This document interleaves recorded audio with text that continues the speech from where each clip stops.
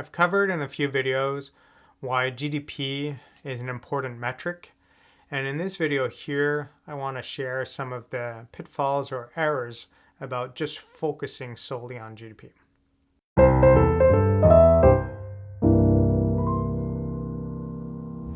So GDP is a great metric to establishing how much value has been produced in a given country in a given time period.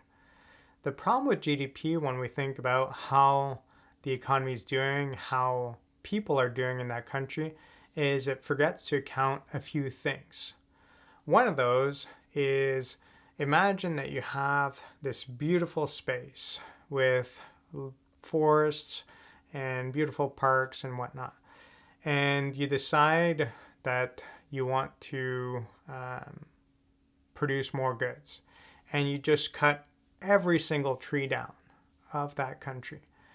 Well, by doing so, that's going to increase GDP because all of that lumber can be sold, can be exported, and it's going to lead to a lot more value in terms of goods and services that are produced in a given time period. But then when you've stripped all of your land of your trees and all your other natural resources and sold it out, well, then following years will not be that good.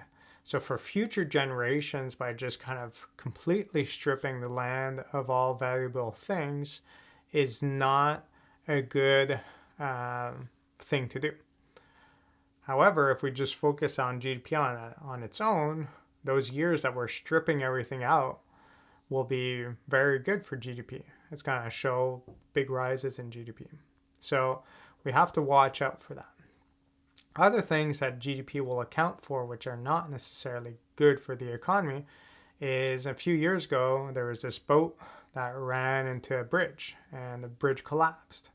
Well, from a GDP standpoint, we started from a bridge, big accident happens, and another bridge was built. From a GDP standpoint, that led to a growth in GDP because there had to be a lot of materials being purchased, a lot of people being hired, and it just led to a kind of a boom from that story there. Same thing when you go to war, things get torn down, blown up. Well, those things have to be rebuilt, and that just leads to a GDP boom.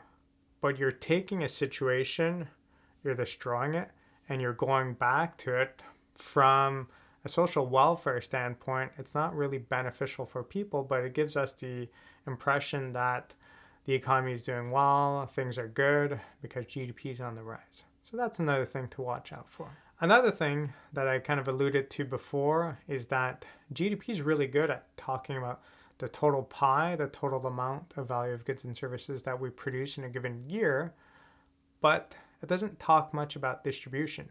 The idea behind that is with the greatest possible pie, if you have proper redistribution, you can have a situation where everyone's gaining from having a bigger and bigger pie. But in reality, if that pie is getting bigger, but some people in the market are own more and more of that pie, it might make the rest of the population own a smaller portion year after year, even though the whole pie is bigger, which leads to an inferior situation over the years. So that's something to watch out for that GDP is not good at looking at. Even if we look later on at GDP per capita, you still have a situation where you have a bigger pie. If population hasn't changed all that much, GDP per capita should be higher, but it doesn't talk about these inequalities, that it's not equitably split up. Okay? And the last thing to consider when we think about GDP that is not the perfect metric for is that it doesn't really account for things that add value that are not recorded.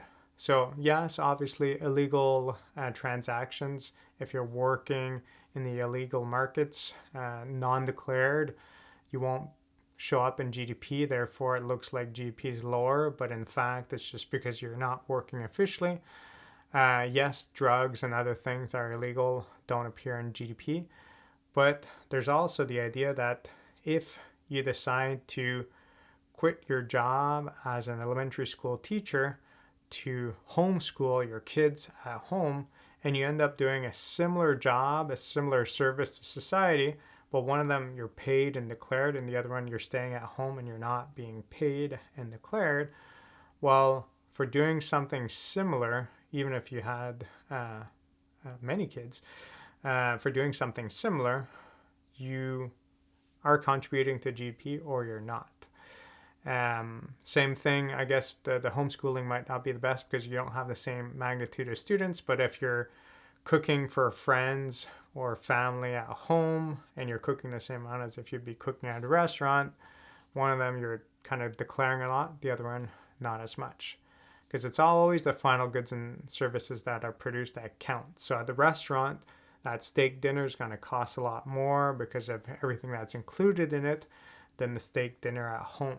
So the steak dinner at home would contribute in terms of what was the cost of buying all of those ingredients at the grocery store, whereas the steak dinner at the restaurant is like the actual cost, which is always higher than that because of all of the service involved. So GDP has its faults. As was mentioned in other videos, it is still a very important metric.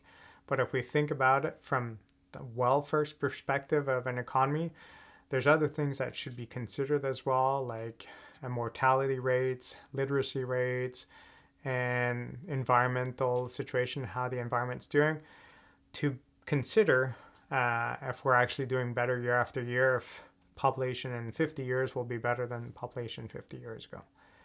So still understand how GDP is calculated, still important, but know that if you're kind of mad that GDP only takes into account those things and not the rest, there are other indices that consider all this other information. So hopefully this clarifies what some of the pitfalls are in GDP in terms of how it's calculated and the impression it could give that the economy is doing better when it's not necessarily the case. It could just be that a lot of people entered the workforce, like when the women entered the workforce in the past, led to an increase in GDP.